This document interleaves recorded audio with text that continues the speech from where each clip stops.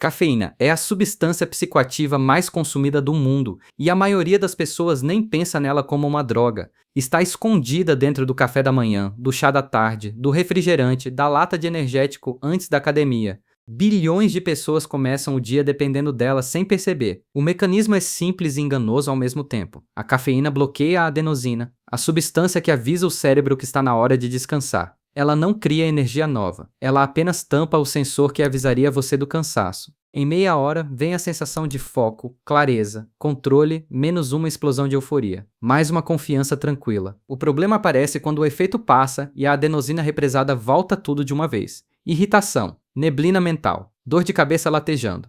A solução parece óbvia, mais uma xícara, mas isso é abstinência se disfarçando de rotina matinal. Com o uso constante, o cérebro reduz sua própria produção de alerta natural, e a cafeína deixa de ser estímulo extra para virar manutenção básica. Tem um detalhe pouco conhecido aqui. A meia-vida da cafeína no corpo é de 5 a 6 horas. O café do meio-dia ainda está circulando no seu sangue às 6 da tarde. Tome outro às 3 e ele ainda está ativo quando você se deita às 11. Isso explica boa parte do sono raso e picado que tanta gente sofre sem nunca conectar o motivo à xícara da tarde. Nicotina. Entre todas as substâncias que viciam o cérebro humano, poucas são tão rápidas quanto essa. Em segundos depois da primeira tragada, ela já está no cérebro liberando dopamina, e a sensação chega quase instantânea. Calma, foco, controle. A velocidade é justamente o que a torna tão perigosa. A nicotina inalada chega ao cérebro em cerca de 10 segundos, mais rápido do que se fosse injetada direto na veia. Quanto mais rápido o pico de dopamina, mais forte fica o condicionamento e o cérebro aprende esse padrão em questão de milissegundos, sem pedir permissão. Só que o efeito dura pouco.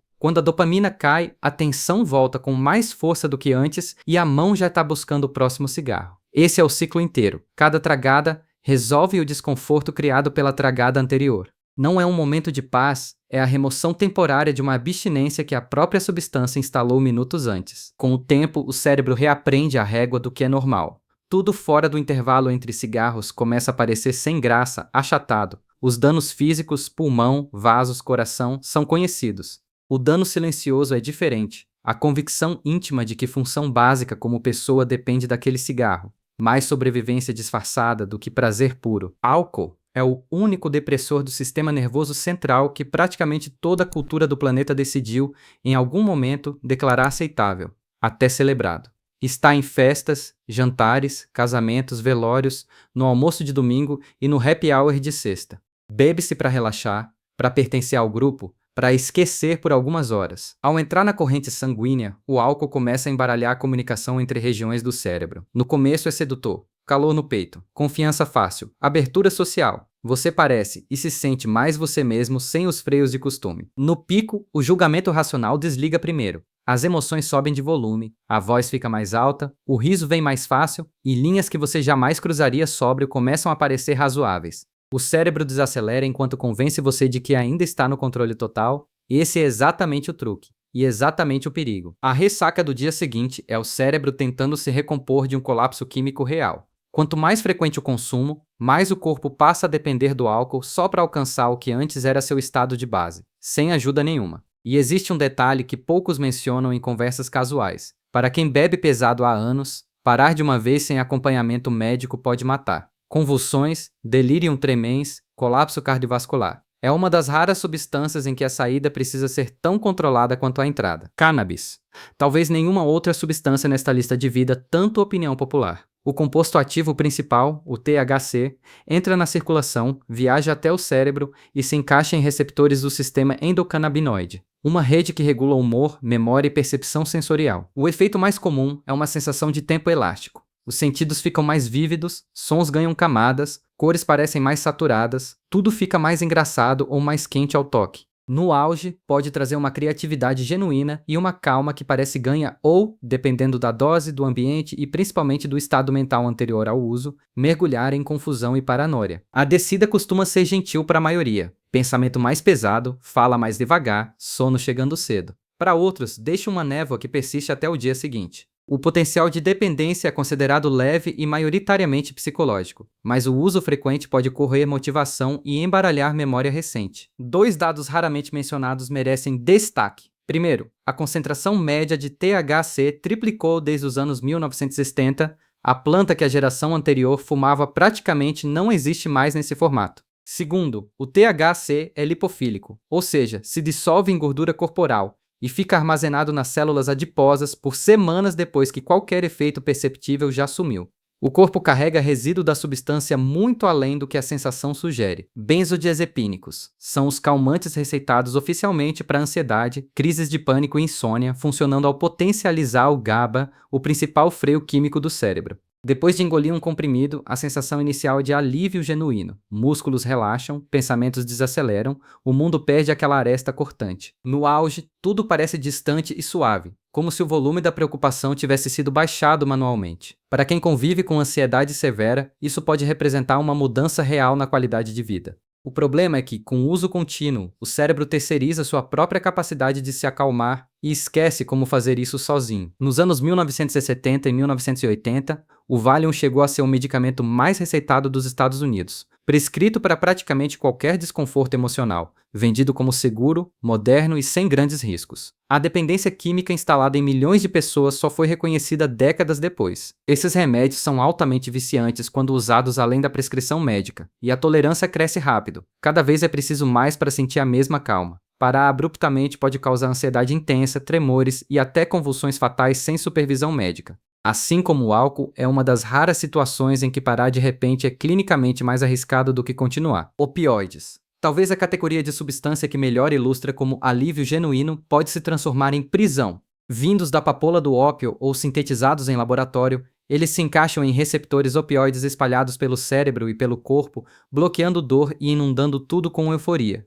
A sensação inicial é de segurança absoluta, uma calma densa, como afundar no cobertor mais macio que existe. No pico, tudo desacelera, a respiração fica rasa, o coração desacelera, os pensamentos derivam soltos, é êxtase, perigosamente próximo da inconsciência. Cada repetição da experiência, no entanto, entrega menos do que a anterior e mais difícil fica de alcançar de novo aquele primeiro pico. A escala do estrago que opioides causaram ao mundo moderno é difícil de processar. Nos Estados Unidos, a crise de opioides já matou mais de 500 mil pessoas em 2 décadas, mais do que todas as guerras americanas combinadas desde a Segunda Guerra Mundial. Parte significativa desse colapso começou dentro de consultórios médicos comuns.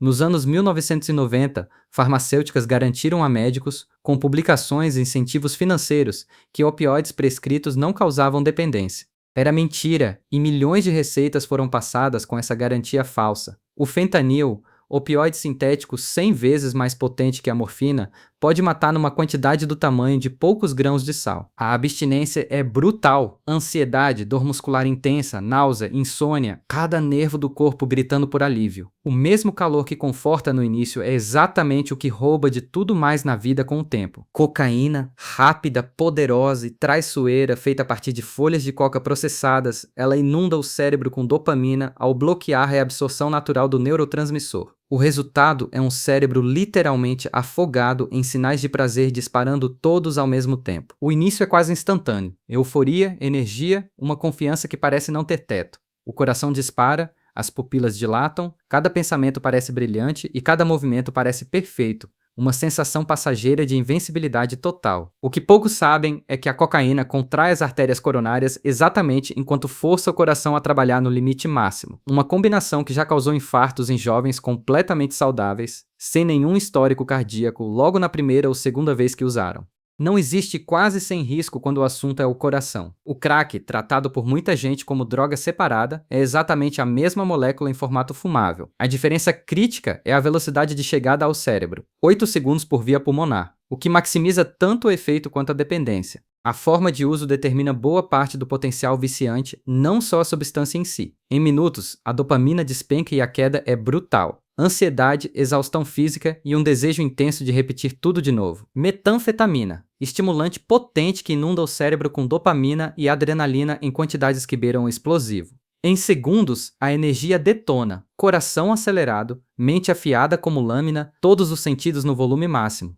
É como se alguém tivesse ligado um interruptor que você nem sabia que existia dentro de si. No pico, confiança vira euforia pura e motivação vira obsessão. A fala acelera, o pensamento acelera ainda mais e o sono passa a parecer completamente dispensável. Dá para limpar a casa inteira, trabalhar sem parar, perseguir um objetivo que de repente parece ser seu destino. Mas o cérebro está queimando todo o estoque de dopamina de uma vez só, sem reposição. A queda que vem depois é devastadora. Energia evaporada, mente mergulhando em depressão profunda e paranoia, uma ressaca química que pode durar dias inteiros, cinzenta e vazia. Existe um registro fotográfico real chamado Faces of Meth, documentando rostos de usuários presos em intervalos de meses. O envelhecimento visível é tão dramático que parece fisicamente impossível em tão pouco tempo. A substância também causa o chamado meth mouth, boca seca severa, combinada com ranger de dentes e ausência de saliva protetora, destrói a dentição de forma irreversível em poucos meses. Não é falta de higiene, é bioquímica pura agindo contra o corpo. MDMA. Conhecida nas ruas como ecstasy ou molly, é um estimulante sintético que faz algo que nenhuma outra substância desta lista replica exatamente. Inunda o cérebro com serotonina, dopamina e oxitocina ao mesmo tempo, a combinação completa de prazer, recompensa e conexão humana. No início, um calor profundo se espalha pelo corpo inteiro.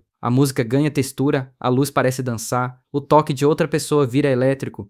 No auge, com a serotonina no limite máximo, o mundo simplesmente parece perfeito e a sensação de conexão com qualquer pessoa por perto, conhecida ou estranha, fica avassaladora. O problema é que o cérebro queima suas reservas de serotonina rápido demais e a descida chega pesada. Vazio, tristeza profunda, exaustão emocional que pode durar horas. Usuários frequentes deram até apelido a esse momento. Terça negra, a depressão que bate 2 ou 3 dias depois do uso de fim de semana, quando o estoque de serotonina ainda não teve tempo de se recompor. O uso repetido danifica permanentemente os neurônios responsáveis por liberar serotonina, tornando a felicidade natural progressivamente mais difícil de alcançar sem ajuda química. Curiosamente, pesquisas clínicas em fase avançada vêm investigando o MDMA como tratamento para transtorno de estresse pós-traumático, com resultados que surpreenderam até os pesquisadores mais céticos da área. Cetamina, criada originalmente como anestésico cirúrgico, hoje também usada em doses controladas para tratar depressão, mas consumida recreativamente justamente pelos seus efeitos dissociativos.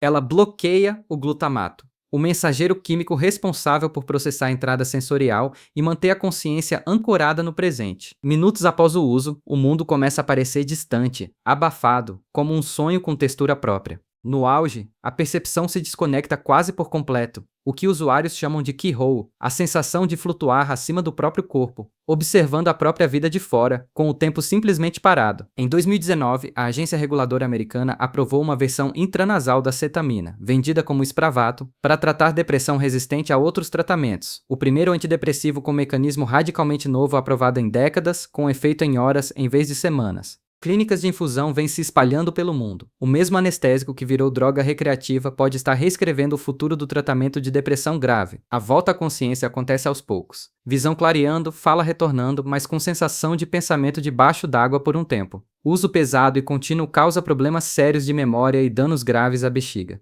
A cetamina literalmente separa mente de corpo, e às vezes essa separação vira o lugar onde algumas pessoas escolhem ficar. LSD. Não altera a realidade em si, reescreve como o cérebro a processa. Geralmente consumido em pequenos papéis colocados sob a língua, em quantidades medidas em milionésimos de grama, o que já entrega uma pista sobre sua potência extrema, a história da descoberta merece destaque à parte. O químico suíço Albert Hofmann sintetizou o LSD em 1938 sem perceber nada de incomum. 5 anos depois, em 1943, absorveu acidentalmente uma quantidade minúscula pela pele dos dedos durante um experimento de rotina e precisou pedalar até em casa enquanto o mundo ao redor começava visivelmente a se dissolver, episódio que entrou para a história da farmacologia como Bicycle Day. A substância mais potente da psicofarmacologia moderna nasceu de um acidente numa bicicleta na Suíça. O composto se liga a receptores de serotonina, especialmente o 5-HT2A, ligado diretamente à percepção e ao humor. Padrões visuais ganham movimento próprio, cores mudam de tonalidade, sons parecem ganhar textura. Não é como alucinações surgindo do nada, é mais como se a própria realidade começasse a respirar. No pico, que pode se estender entre 8 e 12 horas, o senso de identidade, a parte do cérebro que insiste "eu sou eu", se dissolve temporariamente. A experiência pode trazer sensação de conexão com o universo inteiro ou mergulhar no terror mais profundo já sentido, dependendo inteiramente do que já existe dentro da pessoa antes da viagem começar. O LSD não causa dependência física, mas é profundamente imprevisível. A mesma dose pode ser êxtase numa ocasião e pesadelo na seguinte. Psilocibina, os famosos cogumelos mágicos. É um composto alucinógeno encontrado em certas espécies de fungos que, uma vez no corpo, é convertido em psilocina, substância que interage diretamente com receptores de serotonina no cérebro. Em meia hora, os sentidos se aguçam e padrões visuais começam a cintilar como se o mundo inteiro ganhasse pulso próprio. O riso vem fácil, a música ganha vida e a consciência do próprio corpo e da respiração se intensifica. No auge, cores pulsam, o tempo se estica e pode surgir uma sensação de conexão profunda com a natureza, com memórias antigas, com emoções enterradas há anos. Alguns descrevem como iluminação genuína, outros como caos puro e desorganizado. A descida costuma ser suave, pensamentos se assentam e sobra uma sensação de paz ou abertura emocional rara. Para algumas pessoas, porém, fica uma confusão ou ansiedade que persiste por dias. A substância não causa dependência física, mas é poderosa e imprevisível, capaz de ajudar a romper padrões mentais antigos ou, no ambiente errado, de disparar pânico. A ciência está, só agora, alcançando o que culturas indígenas já sabiam há séculos. Em 2020, o Oregon se tornou o primeiro estado americano a descriminalizar o uso terapêutico da psilocibina. Instituições como Johns Hopkins e NIL conduzem pesquisas clínicas avançadas com resultados notáveis no tratamento de depressão resistente e ansiedade em pacientes terminais. Uma substância historicamente classificada entre as mais perigosas está sendo redescoberta como ferramenta terapêutica de precisão. A ciência simplesmente chegando por outro caminho ao mesmo lugar que práticas ancestrais já conheciam. Agora você sabe! Se gostou, deixe seu like e se inscreva no canal. Até logo!